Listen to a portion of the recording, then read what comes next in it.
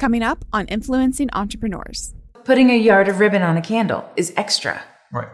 Putting a dust cover on is extra. But they're the little touches that make a big difference. It's the difference of folk music with just a guitar and a Justin Timberlake song. Like, it's just well produced. So I want to be more like a Justin Timberlake song. A little bit more well produced.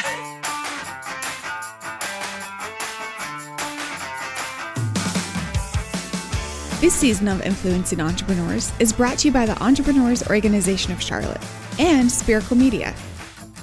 After years of teaching entrepreneurship and consulting business owners, I realized that true knowledge comes from the wins and losses of those entrepreneurs. These are the stories of those business leaders. I'm Casimir Ward, and this is Influencing Entrepreneurs.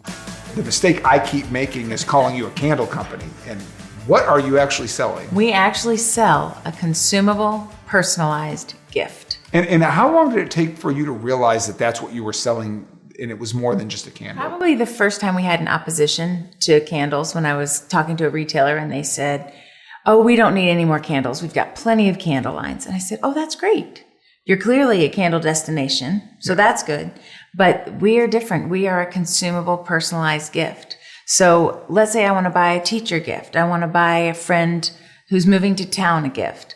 This is a great personalized gift, but it's not a 3-letter monogram." So we go way back in time when I was doing 3-letter monograms for people.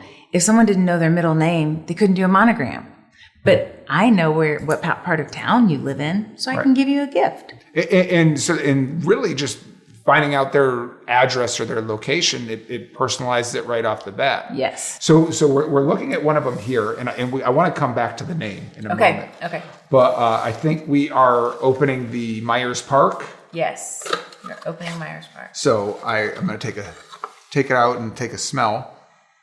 Smells expensive. As it should. And how do you come up with the scent profiles? That was an evolution. What? We kept coming up. The fun thing about the Charlotte collection is that I had this fragrance and said it needs to be named Myers Park. But then when we said, okay, we want a Dilworth fragrance, we said, what does it need to smell like? Right. So we started crafting fragrances based on the personality of the different areas of Charlotte. Now, I'm from Gastonia, but I don't think I want to smell a candle from there. It's not about that. Okay. Right. It's the vibe. Okay. It's what vibe does it give? And you said you had 27 different profiles. Yes. And they as you work with your retailers, they help decide. They decide. Those prices. So if a store owner loves something, they're going to sell more of it. Uh-huh. So there are a couple stores in the country that the owner does not like the smell of Myers Park. And even though we say this fragrance, grapefruit, citrus, and evergreen, is our number one seller, they don't want it. Mm-hmm. And if they don't want it in their store, they don't have to have it. They know their clientele. They know, and you sell what you like. Right. And going back to the mom and pops. Is there anything you found as you go out regionally that they or nationally that you find out, oh, this area just is not like Apple or something? Pennsylvania is a hard state for neighborhoods. They do more boroughs. Okay. So finding out what to name the candles has sometimes been challenging. Okay. So enter Madeline, our director of marketing and now creative director. She said, why does it only have to be the place? Why couldn't it be the reason someone's buying a candle? So she started helping our stores come up with names like Happily Ever After. So it would say, instead of saying Queen City, Charlotte, North Carolina, it would say Happily Ever After. Let's put a white bow on that. Right. Well, that changed the game completely for our store owners, because now they could think of anything that they wanted to put on these candles within reason. So it wasn't just limited to neighborhoods. It was occasions. It was sweet friend. It was hostess with the mostest. So now you have these stores that start with the neighborhoods, and now they start growing and having their collection just continue to add on to continue to meet the needs of their customers. So with all of this, the candles, the packaging, the label, does it stay in Charlotte for all of that? All the candles are poured here in Charlotte. All of our materials are sourced in the U.S. as much as humanly possible. It came in really handy when other candle companies weren't able to source their products because they were coming on a boat. Okay. And ours were coming from hickory.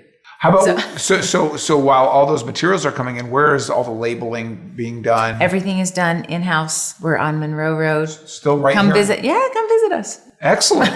So we have 39 employees right now. We're in about 11,000 square feet, and we hand pour every candle.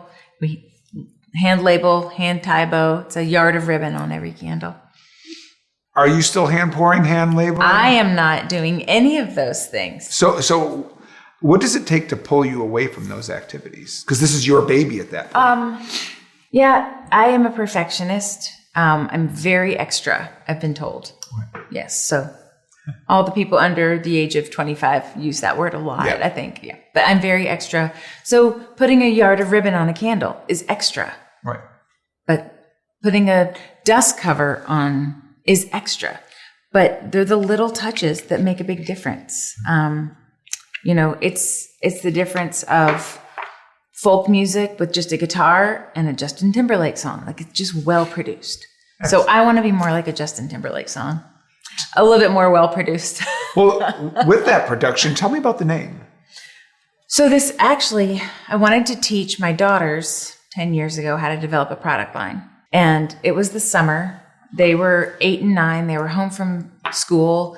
And I said, girls, I'm going to teach you about sourcing. I'm going to teach you about packaging. I'm going to teach you about naming, pricing. I really would love for you to learn how to develop a product line. And they said, can we just have a lemonade stand? And I said, no, we're going to develop a product line. So I wanted them involved. So the candles are soy. Soy burns cooler. It burns longer, and it's better for the environment. It's a bean, and it's grown by U.S. farmers. So I'm a big fan of that versus paraffin, which is a petroleum product. Not a huge fan of that. So we were talking about the candles, that soy is a bean. And Ella said, my nickname's Ella Bean. Granddaddy calls me Ella Bean. And so I was like, all right, Ella B it is. We dropped the bean. Ella B is named after Ella. And a brand just... I didn't know it was going to turn into this. I thought it was just developing a product line with the girls. So, I brought up earlier, is you scaled so quickly. You've made it clear that you have not incurred any debt along the way. You've continued to bootstrap this along the way and just scale it at an incredible rate. Mm-hmm. What do you attribute that to? I found for us, we're more careful with our decisions when it's our money, when we're not borrowing it. Right. So making decisions, realizing that if we do this, then we can't do this. Doing ourselves as long as we can before we hired somebody. That probably caused a lot of stress. Maybe it would have been better in the long run to borrow a little bit and hire somebody. But I sleep really well at night. I'm not worried about anything. If for some reason we end this, we end it. We'd be kind of silly at this point to end it. Right. But if we wanted to, and knowing that we could walk away from it has given us the ability to make wise decisions. And just to be careful. It may cost us a couple more cents to only get 1 pallet of glass versus 10 pallets. But do we really want to tie that much cash up? Is it really worth it? And what if something changes? What if we find that what did work doesn't work anymore, and now we've got a warehouse full of stuff? So when I was in college, I really connected with the whole lean manufacturing, and I liked that idea. What is your plan going forward? Is it more personalized gifts? Is it an exit? Is it the next product or company? How much time do you have? We have 2 lines really in our company now. This was what started it. This continues to just grow. We have new stores all the time that are reaching out to us. And we do territory protect. So if we're in one shop in Oxford, Mississippi, you're not going to find us in another store in Oxford, Mississippi. So our loyalty to that retailer is really important. Then we don't sell online. So I don't know if you went on our website, you can't buy a candle online. No, I was shocked. I would have assumed. We are fiercely loyal to our retailers. And for that, they're fiercely loyal to us. So that's really cool. So that we call that our neighborhood or our local line. Right. And then we partner with a lot of hotels a lot of spas, a lot of brands to manufacture candles in their signature scent. So if you walk into a hotel and you notice, wow, it smells really good in here, you might be able to go to the gift shop and buy a candle in that fragrance. We very well may be making that candle. So our brand is removed. It's all about them and all about their brand, but that volume is great. The partnership is great. The creativity is what I love. Does it still feel like a side hustle? Well, not for a while. It felt like I was being drowned for a while. And what we realized through EO, through being a student, myself, even though I have a business and it's successful, that doesn't mean that I don't need to keep learning. Right. So, reading books, listening to podcasts, being a student, I learned that I didn't have the right people in the right seats. Right. So we started putting the right people in the right seats. And about a year and a half ago, hired a general manager.